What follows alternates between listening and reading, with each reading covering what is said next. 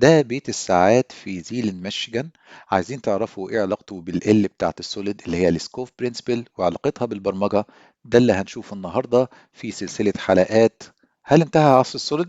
تعالوا نشوف.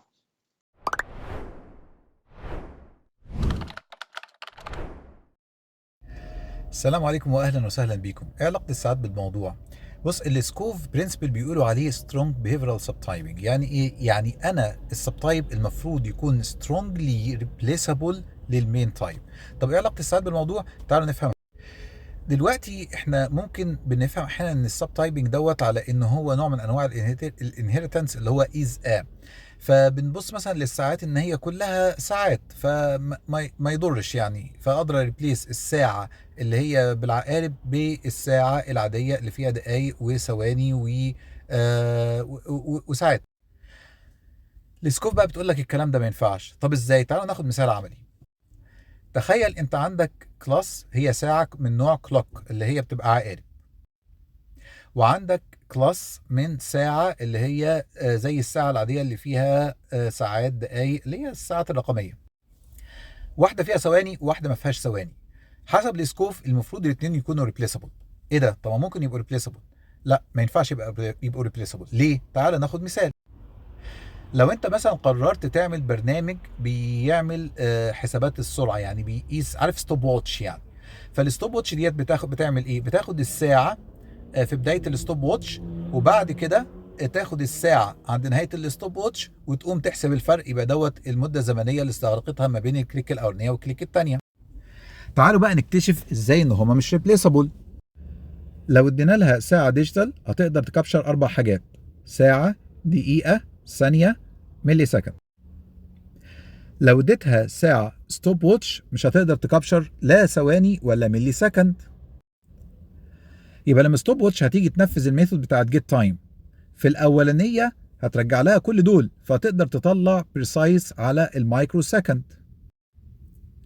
لكن لو اديتها اوبجكت الكلوك وجيت عملت جيت تايم مش هتقدر تطلع البريسيجن غير على مستوى الدقيقه، يعني كل الثواني راحت، فمش هتأدي الوظيفه المطلوبه منها. ده معناه ان السكوف برنسبل مهم جدا عشان نقدر نفهم السب تايبنج. ان انت لما تيجي تريبليس تايب بتايب تاني، المفروض يبقى المتوقع ايه؟ لازم السيستم، لازم السب تايب يكون بيأدي المتوقع منه في المين تايب. هديكم مثال تاني اكثر عمليه وواقعي، وممكن تقول ايه ان حصل لي حادثه مشابهه ليه، بس انا همثلها بالمثال الايه التاني دوت. المثال التاني هو ان احنا كان عندنا برنامج بيمانج ديفايسز. البرنامج دوت تخيل ان في كان اول ما انشئ عشان يمانج راوترز. فلان هو بيمانج الراوترز دول، المفروض ان هو بيقدر يبعت ريكويستس للديفايسز ديت وبيجيب داتا منها. فمن ضمن الريكويستس ديت ريكويستس بقى خاصه باسم الديفايس والسيريال نمبر وحاجات كومن على كل الديفايس. الشركه ديت عملت سيستم تاني بتاع اي وبرده ده عباره عن ديفايس. فراحت الشركه ديت قالت ايه؟ قالت طب انا ممكن بدل ما اعيد كتابه كل الكود دوت، انا ممكن استخدم الديفايس بتاع الراوتر ده كبيز للديفايس بتاع اي الجديد اللي هم عملوه. المشكله حصلت فين؟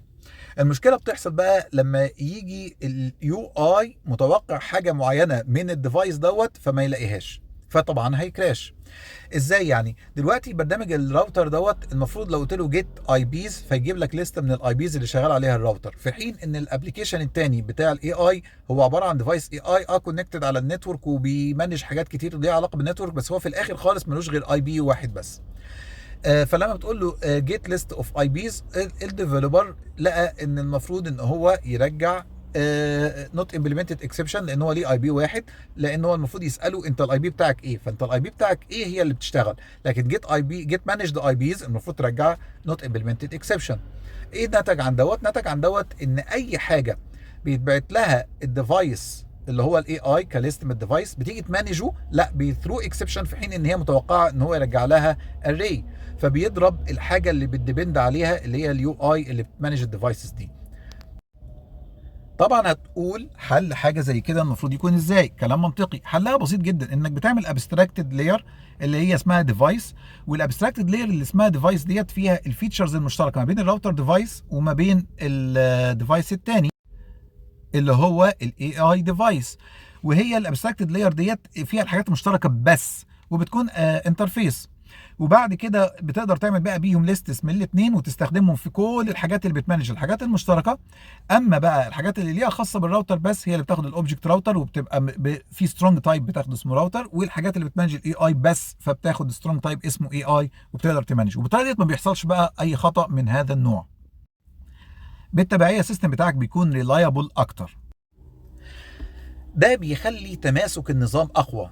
السكوف برنسبل هو نوع من انواع البرنسبلز اللي بتخليك تكتشف تعمل ديزاين اقوى، بيخلي السيستم ما يقعش، واحنا بنحترمه جدا المفروض في البرمجه بتاعتنا. وعشان كده انا بعتبره برنسبل مش مجرد جايدنس. فخلي بالك انا كل مره بكلمك هل هو برنسبل ولا جايدنس؟ ده لا، ده يعتبر برنسبل لانه بيحمي الديزاين بتاعك من انه يتفكك، بيحميه وبيخليه سترونج ديزاين، وبيخلي السيستم بتاعك متماسك، مش تعمل فيه حاجه ممكن تسبب في ان السيستم ده يقع. طب اقول لك ازاي تقدر تستفيد منه برضو بطريقه اسهل شويه. اذا انت كنت بتستخدم تايب معين زي مشكله الديفايس بتاعت الراوترز، عشان اقولها للناس اللي هي ايه مثلا حد جونيور، انت دلوقتي بتستخدم الراوتر، وانت بتستخدم الراوتر دوت فلقيت ان انت ممكن تستفيد بكل الحاجات اللي فيه في الاي اي ديفايس، عشان انت المانجمنت يو اي بتاعتك ما تقعدش تعيد كود كتير، وجزء كبير جدا من المانجمنت مشترك. فلما جيت وانت بتستخدمها كاي اي ديفايس، لقيت انك في بعض الاحيان في بعض الميثودز مضطر ترجع مفيش حاجه ترجعها. يعني انت هترجع دايما اري فاضيه، يا اما دايما هترجع امبتي اوبجكت، يا اما هترجع نل، يا اما هترمي اكسبشن. اذا لقيت نفسك في هذا الوضع تعرف ان التايبنج هنا غلط. بس طب الحاجات الكومن التانية خلاص انت ممكن تعمل انترفيس، والانترفيس ديت تخلي اليو اي بتاعتك بتعتمد عليها في الجزء المشترك، وتخلي الاثنين بيعملوا امبلمنتيشن للانترفيس ديت، والحاجات المختلفه هتبقى للجزء السترونجلي تايبد اللي هو بيعتمد عليها. يعني لو انت مثلا بتظهر ليست اوف اي بيز فدي حاجه خاصه بس جدا بالراوتر، فبالتبعيه لو كان التايب راوتر بتقوم انت تشوف ان انت تظهر قائمه معينه اللي هي الخاصه بالراوترز، ولو كانش راوتر فبتظهر القائمه الخاصه بالنوع الثاني. انا بديها لك بطريقه ايه مبسطه، وبتعمل بقى ابستراكتد. لكن اوعى تعمل ميثود بترجع حاجه مش متوقعه منها. لو الميثود بتاعتك هترجع دايما نل يبقى دوت كده في تايبنج غلط عندك واستخدامك ده خاطئ. لو دايما بترجع اكسبشن يبقى في تايبنج غلط واستخدامك ده خاطئ. امال امتى يكونوا من نفس النوع؟ لو الاثنين بيرجعوا نفس الحاجات متشابهه لكل الميثودز بتاعتهم بشكل طبيعي. انا عايز اسقط دوت بقى على مثال واقعي لمشكله احنا بنعانيها في النظام العام بتاعنا بقى كمجتمع مسلم. ايه علاقه الموضوع دوت بالاسلام؟ تعالى خليني اديك مثال تاني بالنظام الاسلامي اللي هو المتماسك ده. في حديث الحبيب المصطفى صلى الله عليه وسلم بيقول لك ايه؟ مثل المؤمنين في توادهم وتراحمهم وتعاطفهم مثل الجسد إذا اشتكى منه عضو تداعى له سائر الجسد بالسهر والحمى. يبقى قاعدة التصميم هنا ايه؟ ان كل جسد واحد. طب تعالى نطبقها عليك. انت لو انت مثلا الواحد احيانا مثلا بيدوس على حاجة تعمل له خراج او حاجة ألم شديد جدا في رجله، تلاقيه متألم وقاعد مصدع وممكن يروح للدكتور والدكتور يديله علاج. كل جسمك تعبان عشان رجليك فيها ألم شديد ومحتاج علاج. لو حد جرب حاجة مشابهة زي كده، انا ايديا اتكسرت مثلا، رجليا قبل كده اتكسرت، فلو انت حصل لك حاجه زي كده او حاجه فيها خراج، احيانا حتى صباع بيكون، لما عارفين زي الصباع المدوحس، لما يكون عندك صباع مدوحس بيتعبك وبتاخد له حاجات وممكن تسخن. كل جسمك تعبان لان في عضو في جسمك اصيب.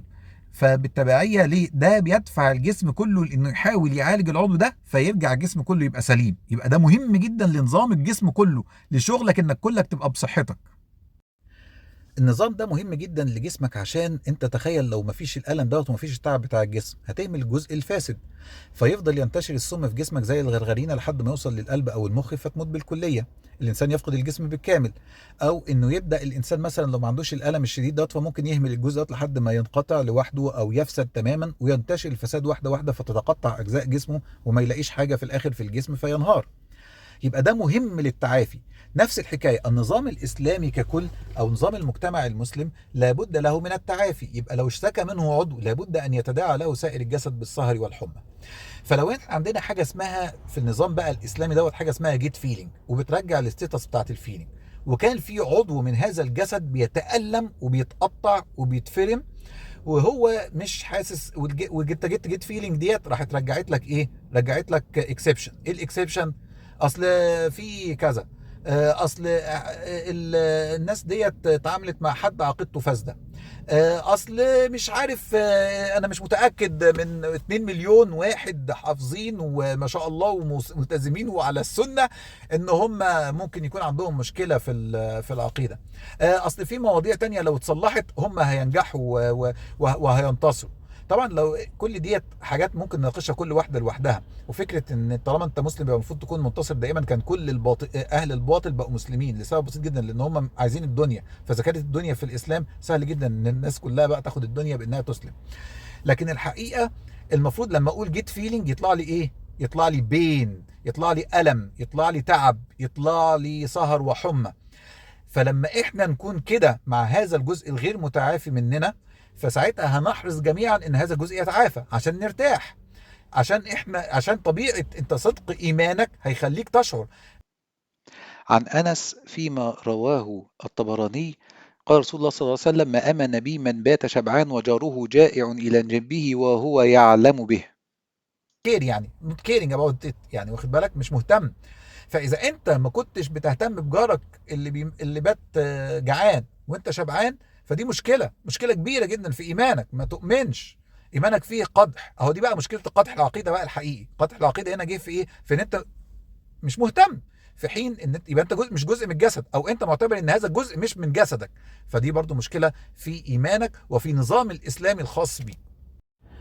يبقى انا طول ما في عضو تعبان لابد ان جيت فيلينج تكون فيها تعب، وفيها ده هيدفع كل الجسم الاسلامي، كل الجسد الاسلامي لمحاوله اصلاح هذا العضو الفاسد او هذا العضو المتالم، مش الفاسد لان هو متالم نتيجه الفساد اللي حواليه او للفاسد اللي دخل فيه، لحد ما ينصلح ويبقى كويس.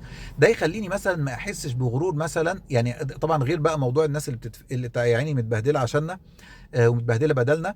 ان مثلا لو شفت مجموعه من الصوفيه عندهم فساد في العقيده، عندهم فساد في العقيده ومشكله خطيره، مثلا مجموعه من الصوفيه اللي هم المتشدده دول، مش كل انواع الصوفيه طبعا، انا بتكلم على الصوفيه اللي بيقعدوا يلفوا على المقابر كده.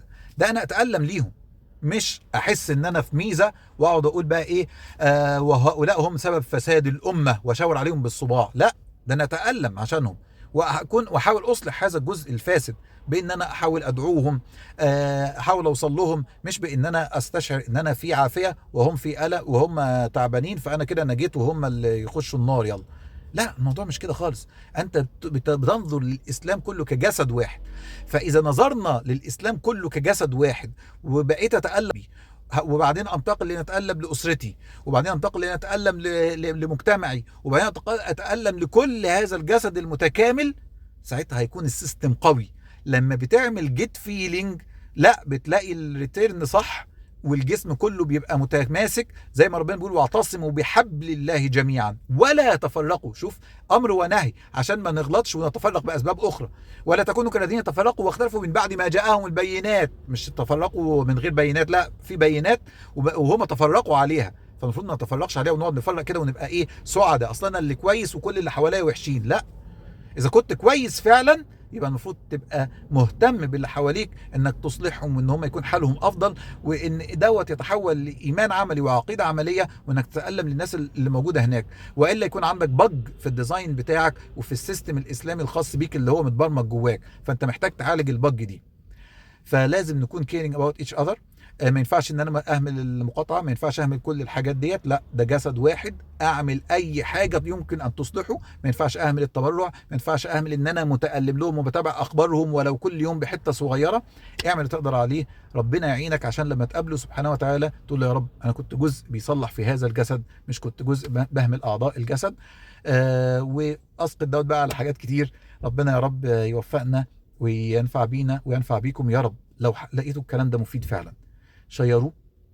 واللايك ديت انا مش عايزها عشاني والله، انا عشان هذا الكلام ينفع الناس اللي بيوصل لها الفيديو دوت والريتش اكتر في اليوتيوب. لو كان الفيديو دوت مفيد، ولو كان لقيت فيه حاجه غلط ارجوك قول لي في التعليقات، ما تسيبنيش ما بقاش عارف ايه الغلط اللي انا غلطته. والسلام عليكم ورحمه